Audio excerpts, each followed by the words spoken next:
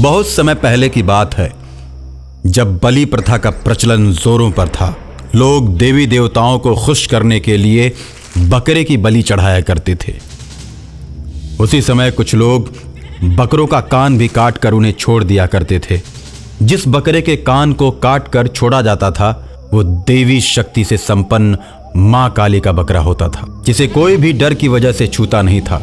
और बकरा चाहे जहां कहीं भी हो, लोग उसे मारते नहीं थे, लेकिन कुछ बकरों की लोग बलि चढ़ा देते थे और उसके मांस को प्रसाद के रूप में खाते थे। बहुत से लोगों ने मिलकर एक बकरे की बलि चढ़ाई। अभी बकरे की आयु पूरी नहीं हुई थी।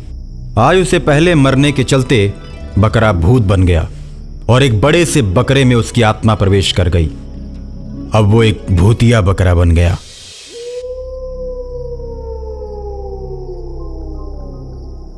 भूतिया बकरा शहर के सारे बकरों से बहुत ताकतवर था।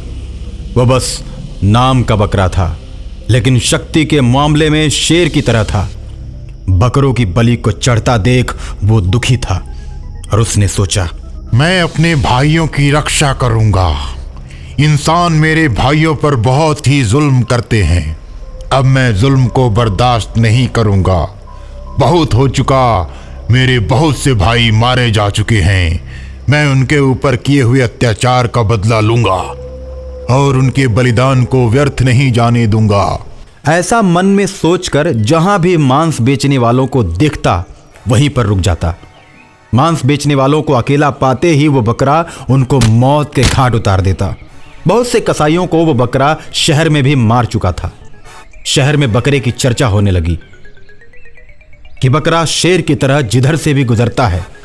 लोग डर की वजह से भागने लगते हैं। एक दिन वो बकरा एक मंदिर के पास गया। मंदिर के पास बैठकर आराम कर रहा था। वो गर्मी का समय था। बकरा पेड़ के नीचे बैठा हुआ था। तब तक 2-4 लोग एक बकरे को टीका लगाकर और माला पहनाकर मंदिर में बलि देने के लिए ले जा रहे थे। जब खूनी बकरे ने यह सब देखा तो क्रोध की वजह से उसकी आंखें लाल हो गईं और बलि देने वाले इंसानों को मारकर मौत के घाट उतार दिया। मेरे भाई, तुम भाग जाओ या फिर मेरे पीछे पीछे चलो। जब तक तुम मेरे साथ रहोगे तब तक कोई भी इंसान तुम्हें छू नहीं सकता। और इतना सुनकर बलि का बकरा खूनी बकरे के साथ हो जाता है। इस तरह बहुत से बलि के बकरों को वो खूनी बकरा बचाता है और बहुत से बलि देने वाले इंसानों को मार देता है। इस तरह उस खूनी बकरे के पीछे बहुत से बकरे चल पड़ते हैं। खूनी बकरे की चर्चा अब पूरे शहर में होने लगती है। लोग तरह तरह की बातें करने लगते हैं। कोई कहता है कि जो भी अब बकरों को मारेगा, खूनी बकरा आकर उन्हें मारेगा। और इसी डर की वजह से लोग बकरों को मारना बंद कर देते हैं। और एक दिन खूनी बकरा उन सभी बकरों को लेकर पहाड़ों की तरफ जाता है। सभी बकरे रास्ते में जाते समय हरी हरी घासों को चरते जाते हैं और इंसानों से दूर पहाड़ों पर जाकर बस जाते हैं, जहां वे भर पेट घास चरते हैं और नदी में उतरकर पानी पीते हैं। प्रकृति की गोद में सारे बकरे अपने आप को स्वतंत्र महसूस करने लगते हैं और इंसानों का डर उन्हें कभी नहीं सताता।